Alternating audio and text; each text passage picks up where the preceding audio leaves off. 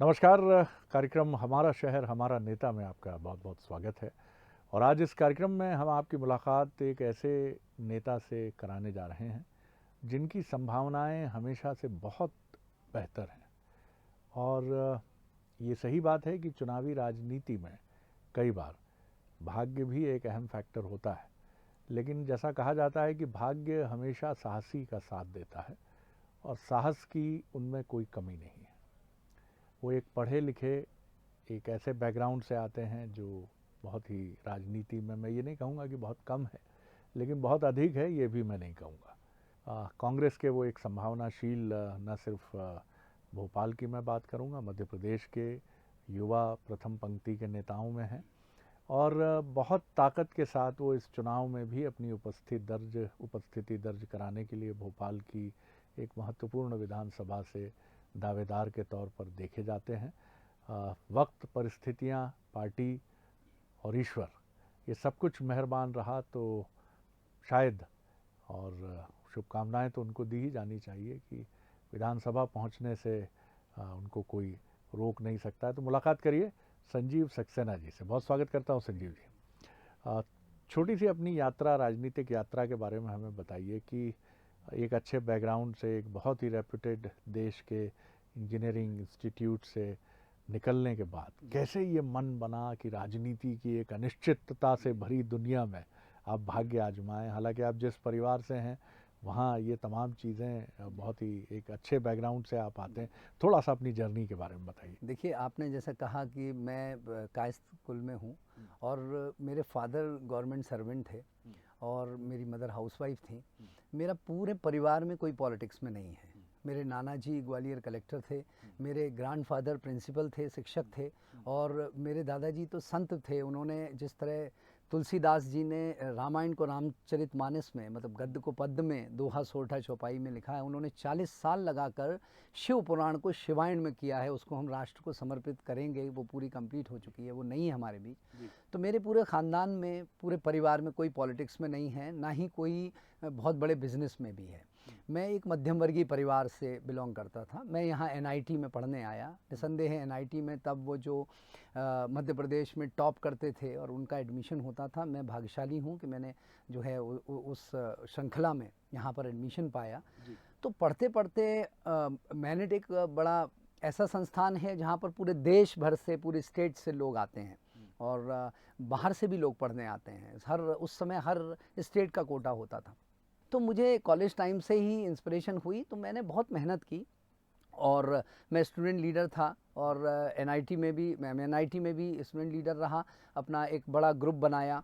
पढ़ते पढ़ते ही मैंने अपनी आजीविका के भी काम किए। हम लोगों ने पहली बार इस भोपाल में, हम 8-10 लड़कों का ग्रुप होता था, एक आर्किड्स नाम से हमने फर्स्ट ईयर से ये कंपनी खोली और हम विभिन्न प्रकार के भोपाल के चौराहों का डेवलपमेंट कैसा हो, उसका मॉडल कैसा हो, इस मॉडल बनाते थे। और वो मॉडल की शीट भी, चूँकि तब बॉम्बे वगैरह में मॉडल बनते थे, तो हम लोग पतली पतली शीट्स को फेविकॉल SR 998 आता है, उससे हम चिपका के एक मोटी शीट बनाते थे, फिर मॉडल्स बनाते थे। ये बहुत सारे चौराहों के मॉडल हमारे द्वारा दिए हुए हैं और हम लोग डिज़ाइनिंग करते थे, छोटे छोटे काम किए, छोटे छोटे कंस्ट्रक्शन के काम हमने लेना शुरू किए। तो हमने साथ ही साथ, क्योंकि मैं तो मिडिल क्लास से था भाई, मेरे फादर तो बहुत ही ईमानदार गवर्नमेंट सर्वेंट थे और हमारा परिवार जो है, हम जो है 2 भाई और 2 बहनें और थे।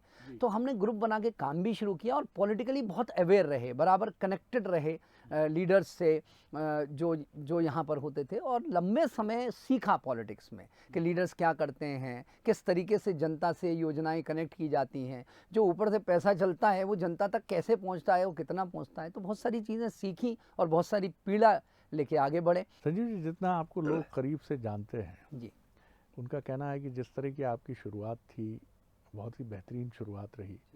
और एक समय आप ऐसे भी थे कि बहुत इन्फ्लुएंशियल लोगों को, प्रभावशाली लोगों को राजनीति में आगे बढ़ाने में जो पीछे पुशअप देने वाले लोग होते हैं, जी जी जो पीछे से एक समर्थन दे के आगे बढ़ाते हैं।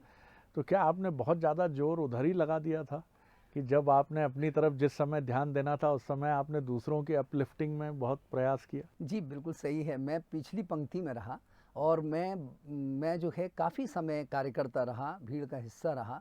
कभी मैंने पद लिया नहीं, लेकिन हमेशा चर्चा में इसलिए रहा कि मेरे साथ बहुत सारा यूथ युवा जुड़ा रहता था, तो उपस्थिति मेरी ज़रूर रहती थी, हर जगह नाम रहता था, पर मैंने कोई जिम्मेदारी नहीं ली और सीखा बहुत लंबे समय तक सीखा। मतलब since my first year when I got admission in MA-NIT, वहाँ से सीखना शुरू किया और लंबे समय तक बड़े बड़े लीडर्स को देखकर, मिनिस्टर्स को देखकर, जो हमारे कॉरपोरेटर्स थे, जो हमारे MLAs थे, वो कैसे काम कर रहे हैं, क्या कर रहे हैं, और फॉर्चुनेटली मैनेट से ही निकले हुए, चाहे किसी दूसरी पार्टी के रहे हों, लेकिन MLA थे, तो बड़ा इन्फ्लुएंस था। तो हम लोग बड़े करीब से देखते थे कि क्या काम चल रहा है। ये बात सत्य है कि दूसरों के पीछे खड़े होने में और उनको अपलिफ्टिंग करने में बहुत समय लगाया, पर सीखा बहुत उन लोगों से। राजनीति की धारा ये भी कहती है कि जिसमें संभावना होती है उससे उसकी पार्टी में भी लोग सशंकित रहते हैं, आशंकित रहते हैं, एप्रीहेंसिव मोड में रहते हैं, और उनकी कोशिश भी होती है कि ये संभावनाशील व्यक्ति है, प्रोबेबिलिटी फैक्टर इसका बड़ा हाई है, तो इसको पकड़ लो, इसको पीछे ढकेल दो। क्या आप भी इस विक्टिमाइजेशन के कहीं ना कहीं आप भी क्या इसका शिकार हुए? हो सकता है, मुझे स्नेह सबका मिला, लेकिन आगे बढ़कर कोई मुझे गाइड करे, कोई मुझे बताए कि तुम्हारे अंदर ये क्वालिटीज़ हैं, तुम वहाँ तक जाओ, या हो सकता है मुझ में ही कोई कमियां रही होंगी शायद जो मैं ग्रास्प नहीं कर पाया। लेकिन मैं ये ज़रूर कहूँगा कि जो है वो, अगर कोई काम करना चाहता है और उससे जनता का जुड़ाव है, बहुत दो डिफरेंट पैरामीटर्स पे पॉलिटिक्स चलती है। एक तो जो जनता के बीच, और एक जो जहाँ पार्टी फोरम होता है। अब सवाल ये उठता है कि अगर जो व्यक्ति जनता के बीच बहुत रेगुलर है और बहुत सक्रिय है, वो बहुत कम समय निकाल पाएगा कि वो किसी के घर पे सुबह शाम जो है वो दस्तक दे पाए। उस तो पार्टीज़ को मैंने व्यक्तिगत रूप से समझा, मैं किसी पे वो नहीं लगा रहा हूँ, लेकिन व्यक्तिगत रूप से समझा कि पॉलिटिक्स में अगर सच्चाई से देश की सेवा होनी है, सच्चाई से मोहल्ले को आगे लाना है, समग्र रूप से विकास होना है, ये केवल पोस्टर्स में नहीं, सच्चे हृदय से यदि मान लीजिए शहर को आगे लाना है, एक युवा को एक मुख्य धारा में जोड़ना है, क्योंकि एक युवा के ऊपर जिम्मेदारी है, उसकी परिवार की जिम्मेदारी। वो प्रसन्न रहेगा तो उसके पेरेंट्स को प्रसन्न करेगा, वो अपने घर को प्रसन्न करेगा, और एक एक घर होके फिर मोहल्ला, फिर विधानसभा, फिर शहर, फिर प्रदेश, फिर देश तक बारी आएगी। तो मैंने ये व्यक्तिगत रूप से समझा कि ये आँख होनी चाहिए कि कौन जनता के बीच सक्रिय है, कौन दुख सुख में जनता के बीच काम कर रहा है, कौन उनसे कनेक्ट कर पा रहा है। तो मुझे लगता है कि दो पैरामीटर हैं, तो मैं तो दोनों जगह सक्रिय रहने की कोशिश करता हूँ, पर मैं युवाओं के बीच, मैं बहनों महिलाओं के बीच, और जो है मोहल्लों में जनता के बीच में जहाँ पर मेरी ज़रूरत है वहाँ पर मैं पूरे टाइम उपस्थित रहता हूँ और उसका कोई एडवर्टीज़मेंट नहीं करता।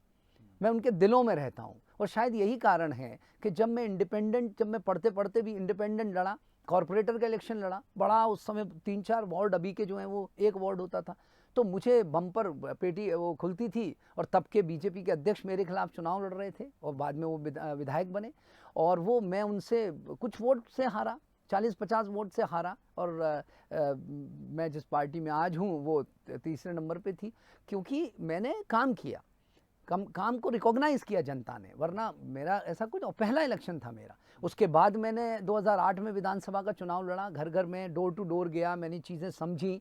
आप विश्वास कीजिए, इस क्षेत्र में, जिस क्षेत्र में CM हाउस है, जिस क्षेत्र में गवर्नर हाउस है, सेक्रेटरीट है, IAS की कॉलोनी है, डॉक्टर्स की कॉलोनी है, आर्किटेक्ट्स की कॉलोनी है, वहाँ पर 60% स्लम्स भी है।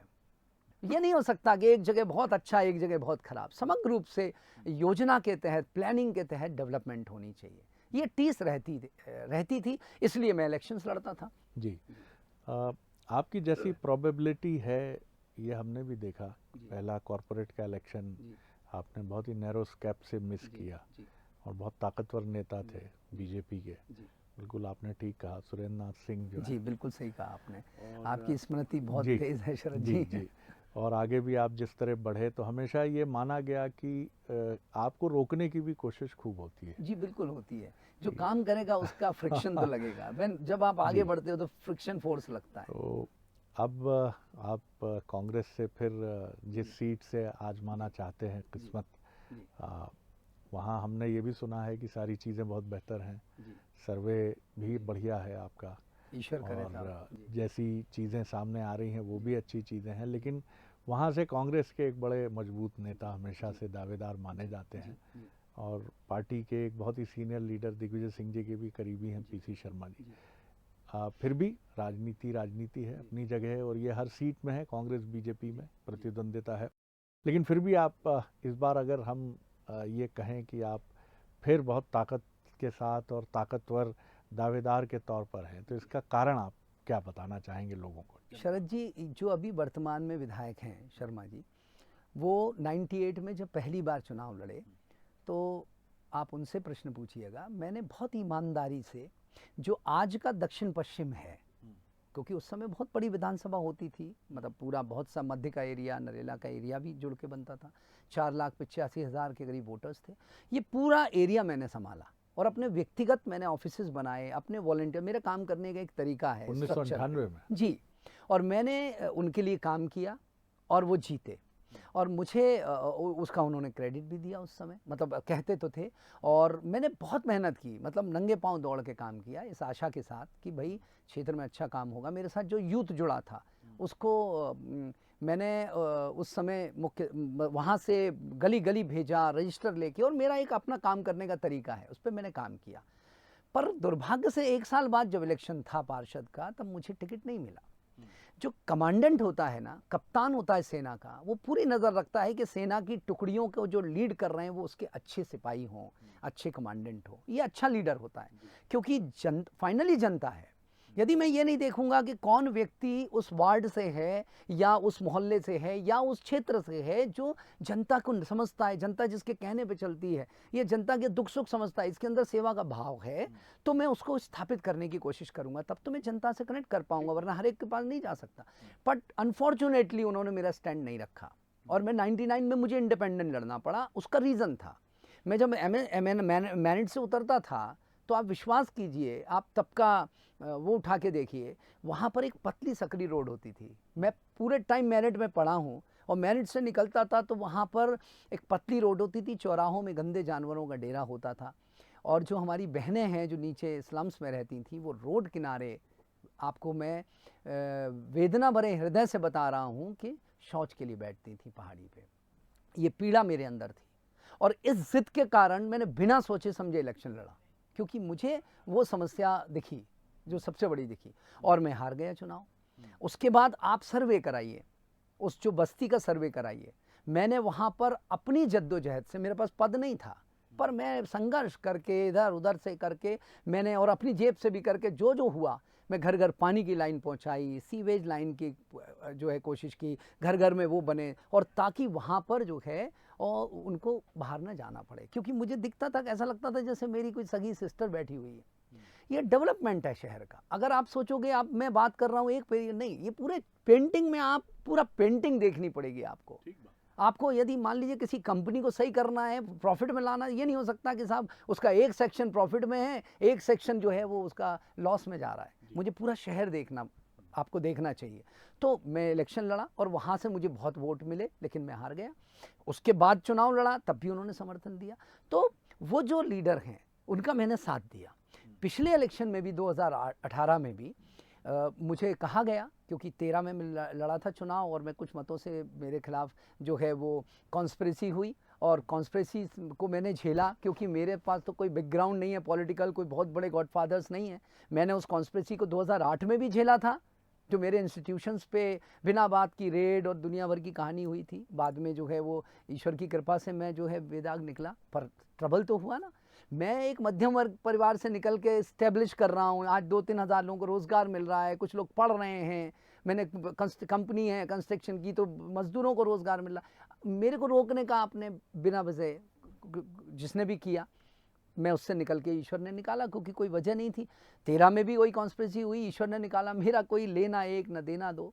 और आप रिसेंटली तो आपको क्लीन चिट भी, ईश्वर की कृपा से, वो जो इन्वेस्टिगेशन एक केस की कर रही थी, उन्होंने उसको क्लोजर लगाया, मुझे उस चालान से डिस्चार्ज कर दिया कि ये है ही नहीं, और कोर्ट ने एक्सेप्ट किया। मैं माननीय न्यायालय का उसमें भारतवर्ष में न्याय पे एक प्रतिष्ठा बनी रहे, उसका आज और सम्मान मेरे मन में हो गया। जो इन है सारे अनुभवों ने आपको मजबूत तो किया ही होगा। बिल्कुल किया। और जी। 2018 में जब मुझे वो मेरे घर आए, स्वयं खुद शर्मा जी कई बार मुझसे बोले कि ये मेरा आखिरी चुनाव है, फिर मैं 74-75 का हो जाऊंगा संजीव। और चूंकि वो मध्य से तैयारी करते रहे थे, मध्य में चूंकि कुछ समीकरण बने थे, वहाँ उनको नहीं मिल पा रहा था, तो मैंने बहुत सोचा, मैंने कहा कि नहीं, अभी कई वर्षों से एक दूसरी पार्टी के प्रतिनिधि हैं, जनता में प्रॉब्लम्स हैं, असंतोष भी है, ये अच्छा काम करेंगे। और मुझे एक हमारे सम्मानी लीडर पार्टी के, उन्होंने भी कहा कि भाई ये संजीव, अगली बार तुम्हें मौका मिलेगा, इनको करो। मैंने उसका सम्मान रखा। मैं आपको सच बता रहा हूँ, मैं मतलब मुझ पर ऐसा नहीं है कि बहुत से लोग अप्रोच करते हैं, पर मैंने ईमानदारी से जो वचन दिया कि मैं इनके लिए काम करूंगा, मैंने बड़ी सभा करके ऐलान करके सर, क्योंकि स्ट्रक्चर तो मेरा था। देखिए शरद जी, मैं पिछले चुनाव में लड़ा था, 2009 में वापस कांग्रेस में आए, मैंने पूरा स्ट्रक्चर बनाया। फिर पहली बार वहाँ से 4-5 पार्षद जीत के आए, मेरा ब्रदर भी जीत के आया, नेहरू नगर भी हम जीत के आए, और जो है वो तो कई पार्षद जीत के आए, 5 पार्षद जीत के आए। पहले तो एक भी पार्षद नहीं होता था इस क्षेत्र में। तो साहब मैंने ईमानदारी से काम किया, इस एक्सपेक्टेशन में कि भाई मैं आज, मुझे कल मौका मिलेगा और इनके साथ कंधे से कंधा मिला के मुझे काम करने का भी मौका मिलेगा, जो लोग मैं जानता हूँ, जहाँ जो प्रॉब्लम्स हैं। पर मैं निराश हुआ। मैं व्यक्तिगत, ये मेरा मत है, मैं उनसे व्यक्तिगत रूप से निराश हुआ। और मुझे सबसे बड़ी आपत्ति ये है कि हमारे क्षेत्र में एक नेता को ऐसे तोला जाता है, प्रतिनिधि को, जैसे वो maintenance in charge, engineer in charge maintenance हो, कि भाई पैच भर गए, कहीं भाई लाइट लग गई, कहीं भाई यहीं से यहाँ तक नाली लग गई, बन गई। अरे you are not a engineer in charge maintenance, ये जनता का पैसा है, टैक्स का पैसा है। वाई यू आर एडवर्टाइजिंग दोस्त? आपके पास क्या विजन है, योजनाएं क्या हैं? स्मार्ट सिटी इतना बड़ा सेक्टर था जिसका कि विरोध किया गया था, पर उसका जब वो आ गए सत्ता में तो उसका विरोध होना चाहिए था, उसको दूसरे तरीके से नेगोशिएट किया जाना चाहिए था, उसको एम्प्लॉयमेंट बेस एरिया बने, कितना बड़ा एरिया है वो, उसके लिए कुछ नया विजन पेश किया जाना चाहिए था। तो वो सब नहीं हुआ। और मेरी पीड़ा ये है कि मुझे जेन्युइन अपॉर्चुनिटी चाहिए, मैं काम करना चाहता हूँ। मैंने जो शिक्षा पाई है, मैंने पहले अपने घर से शुरू किया। मैंने अपने फादर मदर को रख कर अपने ड्रीम देखे कि मैं अपने फादर से मैं ऐसा इस्टेब्लिश करूँगा ग्रुप जिसमें मेरे फादर रिबन काटेंगे, मेरे मदर के नाम पे ये करूँगा जो वो रिबन काटेंगी। और जो मैं ये संदेश भी देना चाहता हूँ कि जो युवा यदि अगर मेहनत करना चाहता है तो अपने माता पिता के जो उनका पीड़ा है, उनका संघर्ष है, उसके लिए, उसको पाल पोसने के लिए, अगर उनके सम्मान से यदि अपने ड्रीम को जोड़ देगा, वो 100% सक्सेसफुल होगा। वो ज़रूरी नहीं है कि बहुत सक्सेसफुल की कोई परिभाषा नहीं है सक्सेस होने की। आज नागपुर हमारे से आधा एरिया है, मैं समझता हूँ नागपुर 393 स्क्वायर किलोमीटर है। पुणे जो है वो मुश्किल से 323.26 स्क्वायर किलोमीटर है, और भोपाल जो है 648 स्क्वायर किलोमीटर है, 2 स्क्वायर किलोमीटर हैदराबाद से कम है। आज आप फर्क देखिए, पुणे में अंबार लगा हुआ है, मतलब 38,000 से ऊपर कंपनीज हैं, एमएनसीज हैं, वहाँ पर 40 लाख से ज़्यादा लोगों को रोजगार मिल रहा है। आज आप नागपुर में देखिए 9,200 से ज़्यादा एमएनसीज हैं, कंपनीज हैं, कई हजारों को रोजगार मिल रहा है। बेंगलोर में 60 लाख से ऊपर लोगों को रोजगार मिल रहा है। हैदराबाद को देखिए, हैदराबाद भोपाल के बराबर ही कह लीजिए, मात्र 125 इंजीनियरिंग इंस्टीट्यूशंस हैं वहाँ पे। हमारे यहाँ भी हैं, पर हमारा बच्चा पढ़ता है, बट वी कांट, हम उसको रोक नहीं पा रहे। एक संयुक्त परिवार टूट रहा है, कोई आवाज़ नहीं उठा रहा, कोई नया विजन पेश नहीं कर रहा है ना, उसका बच्चा जाके बाहर जॉब कर रहा है। आप एक बार समग्र रूप से क्यों नहीं प्लान बनाते हैं सीवेज का? एक मोहल्ले में हर बार पार्षद आता है, यहाँ से वहाँ तक नाली बन रही है, यहाँ से वहाँ तक नाली बन रही है, फिर यहाँ से वहाँ तक रोड बन रही है, फिर उल्टी रोड बन रही है, फिर उल्टा सीवेज डल रहा है। अरे एक बार में कर दो भैया, जनता का पैसा खराब हो रहा है, क्यों फिजूल खर्ची कर रहे हो? बैठो नक्शा लेके, स्लोप निकालो, ये निकालो, पूरी प्लानिंग करो कहाँ पर जाएगा, एक बार में करेंगे हम, एक बार में कर दो। आप बार बार उसको मूलभूत सुविधाओं में, ये तो उसको आप विधानसभा में बैठ के जो पॉलिसीज़ और योजनाएं बनाते हैं, वो भी अगर यही करेंगे कि हमने रोड बना दी, बार बार डामर करा दिया, अभी तो आप नहीं भी रहोगे तो भी डामर सरकार करेगी, तो ना गड्ढे में जनता बहुत चलेगी। महत्वपूर्ण बात आपने संजीव जी कही है, और हम बहुत शुभकामनाएं देते हैं आपको, क्योंकि आप बहुत ताकत से अपना दावा इस बार फिर रख रहे हैं। जो वरिष्ठ नेताओं से आपके संबंध भी हैं, कमलनाथ जी हों, दिग्विजय सिंह जी हों, और सबसे आपकी वाकफियत भी अच्छी है। नहीं, अच्छी भी है, और उनसे प्रेरणा भी मिलती है। तो आपको आपका जो ड्यू है वो ज़रूर मिलना चाहिए, और ज़रूर मिले, ऐसी हमारी बहुत शुभकामनाएं हैं। तो ये थे संजीव सक्सेना जी, कांग्रेस के लीडर। अगली बार एक और किरदार को लेकर, एक और लीडर्स के साथ हम फिर आपसे रूबरू होंगे। इजाज़त दीजिए, नमस्कार।